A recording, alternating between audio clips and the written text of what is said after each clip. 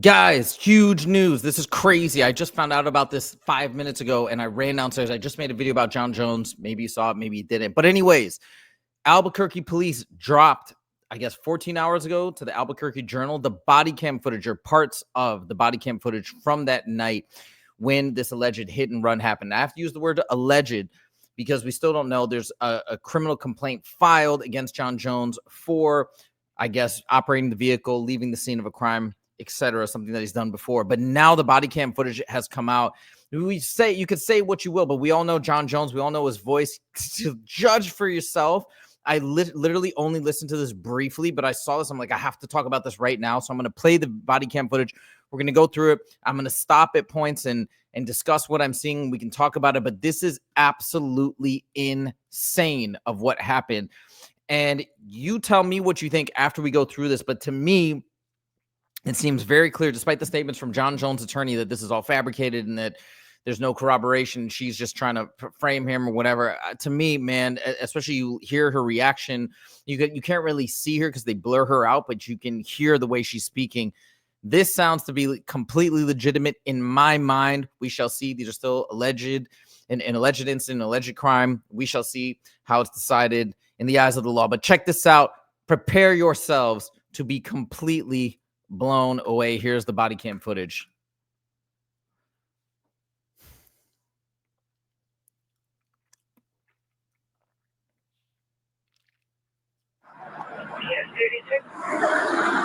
Hey, where'd he go? Where'd he go from me?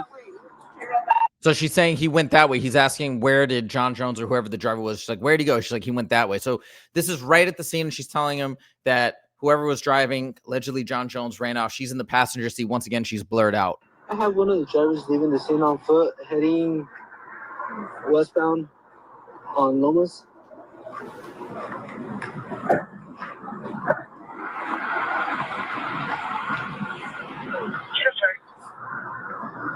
Okay, they're gonna check you out, okay? She's over here. Oh, she has no pants. And you can hear her crying. And later on, when she's on the phone with Jon Jones, allegedly on the phone with Jon Jones, she's crying and she's telling him, my car is destroyed. My car is total. Like, she's very upset, visibly shaken up, which makes sense. She was just in a car accident and the driver just abandoned her and she's like has no clothes on in the passenger seat. And she's, I think, heavily intoxicated. She said she has no pants. No pants. You hear that? No pants. Okay, that's fine. Can we ask what's going on? Please talk to him. Please talk to him. So again, she has his number. So something is like, is it just random that she decided to say, hey, it's Jon Jones that was driving my car and she knows him and then she calls him. She called him from his phone. As I mentioned in another video, Jon Jones then called her phone 13 times. So it really seems like this is actually exactly what happened. What the criminal complaint alleges seems to be factually true as far as we can tell so far. This is that's a friend of mine. Hello, who am I speaking to?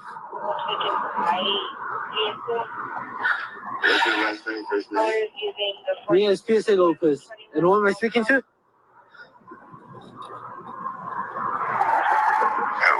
What's your name? PSA Lopez? With the Albuquerque Police Department?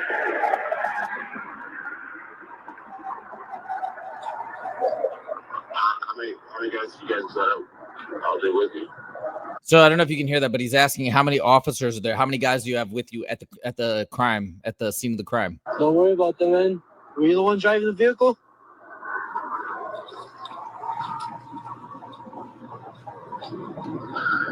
My brothers attacked the dreams and sisters. He said something about my brother there. I think because later the cop says he said his brothers have killed people for less or something like that. But I think he said it's a little bit muffled. But this is, I think, where he's threatening the police officer. He was the one driving the vehicle. They split drills. They're the most evil people you'll ever meet. That's Jon Jones. Boom. There you hear us say. That's the first time we hear his name. That's Jon Jones. Jon Jones? Mm-hmm. He was the one driving the vehicle. But they don't waste their cases with just killing you on petty crimes. But they definitely listen to conversations like this, and some of them are bored enough to kill you. To kill you. It's hard to make out what he's saying. He's obviously intoxicated, but you can hear "kill you" or something like that. I think this is where the threats are coming from, but it's hard to tell for sure. But the officer later confirms that it was indeed a threat. They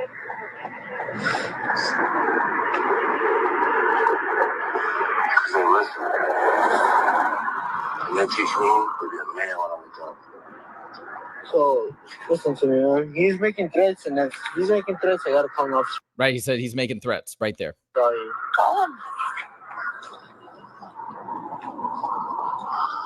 Well, guess what, dude? You won't be the first guy this year that I threatened. It's gonna die. You get a second one. Dude, he sounds like possessed. It's crazy. I can't make out what he's saying, but I think he said you're gonna die. I don't know. He literally sounds like a completely different person. And who am I speaking to? You, Jon Jones? What? If you're untraceable, my brothers, they kill people for way less. There he said it. My brothers, they kill people for way less. There you hear it. My brothers, they kill people for way less. What is happening? Sometimes she's gladly dead. Yeah. Passenger stating that the subject, his name is Jon Jones, the fighter, and he was under the influence of.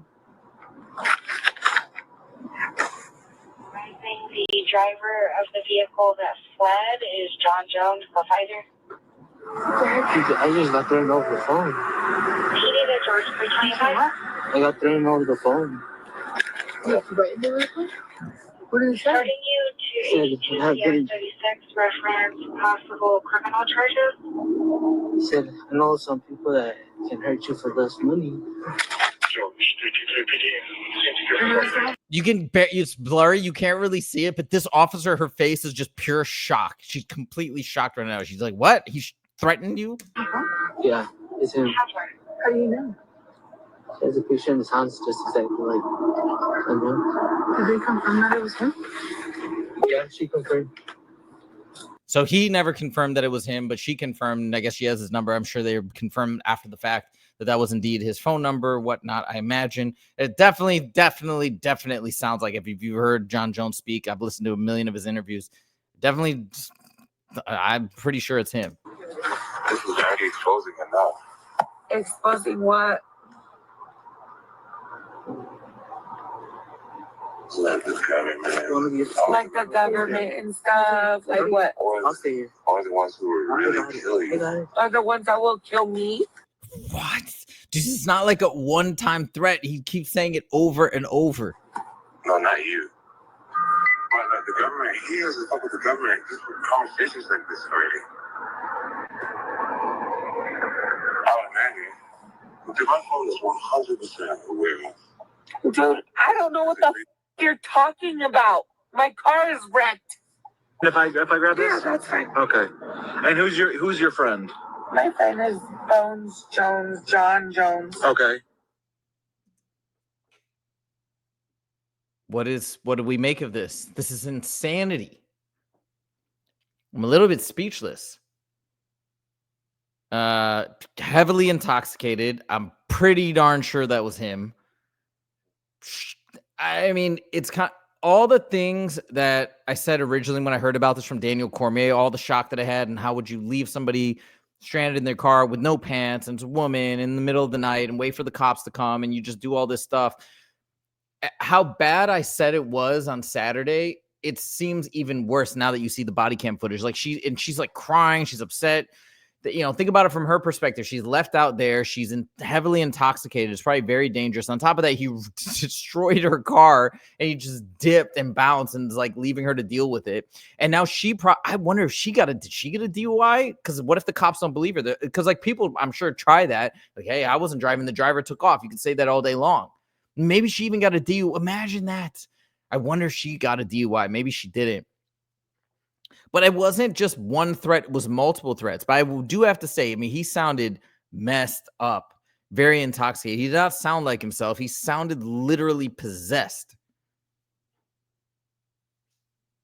Man, it's just very bizarre, too, where in the past several months, he's been talking so much about how he's thankful to God. He's trying to spend time with his family, essentially giving off this image that he's being super upstanding, super religious, super family oriented, etc. But then he's going out and doing this with this woman in his car when he's got a fiance and kids, and she has no pants on in the passenger seat, and he's super jacked up and shouldn't be driving. And why isn't he calling a Lyft or an Uber? It makes no sense at this time where it's so accessible to get transportation. But, you know, that's just an offshoot of this whole discussion. But anyways, the whole thing is absolutely bananas. And I wouldn't be surprised.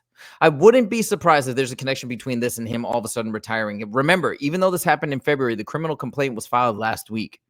So I wouldn't be shocked. And I wouldn't be shocked, okay, this is just the theory, that the UFC found out, they had a conversation about it. They're like, yo, you need to step away. And then when Dana White was asked about him, yeah, maybe he did. I don't know if he stepped away. People are now going to think he stepped away because of this, but I don't think so. But who knows? Maybe he did. Maybe they're playing dumb.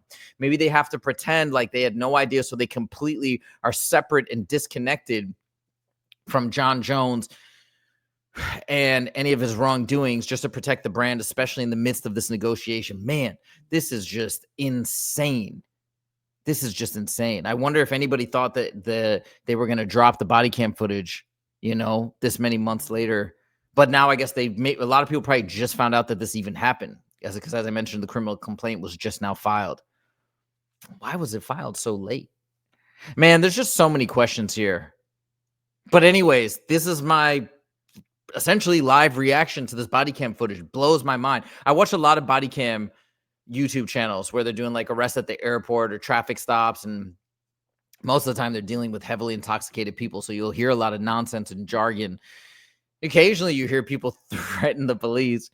Obviously highly ill-advised. Surprising to hear somebody of Jon Jones in terms of what he's achieved at his age, especially as well.